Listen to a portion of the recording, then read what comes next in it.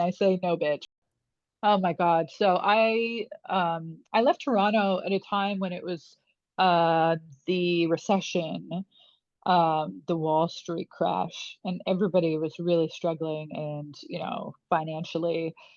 And I just couldn't make a living from the Globe and Mail anymore. So I went to Berlin because I knew a lot of Canadians that were moving to Berlin and they were paying 200 euros a month for rent for studio apartments.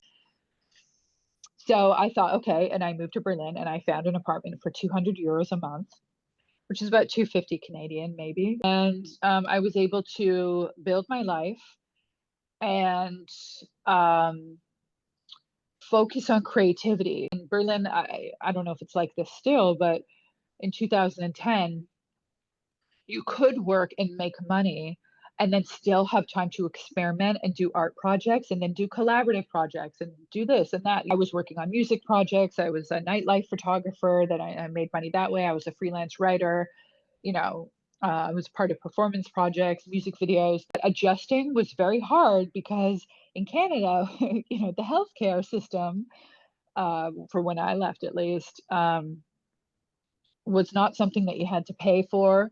And in other countries, it's a little bit more of a complicated process in how you pay, and you have to get used to that. And then the language barrier was hands down the hardest thing I ever had to do. I'm fluent in German now, and I didn't even want to be. So it's, I'm so glad that I did it because now anytime I go through something difficult and somebody says, "Oh, that must have been so hard. That must have been the hardest thing you've ever been through." And I say, "No, bitch. I lived in Germany and I speak German. Don't even talk to me like I'm some weak Canadian because I will, bring that German efficiency, down to the bottom line." So it's funny because people have said to me, "Oh, you're Canadian, but you're not nice." I'm like, "Yeah, I spent too long in Germany. I'm sorry."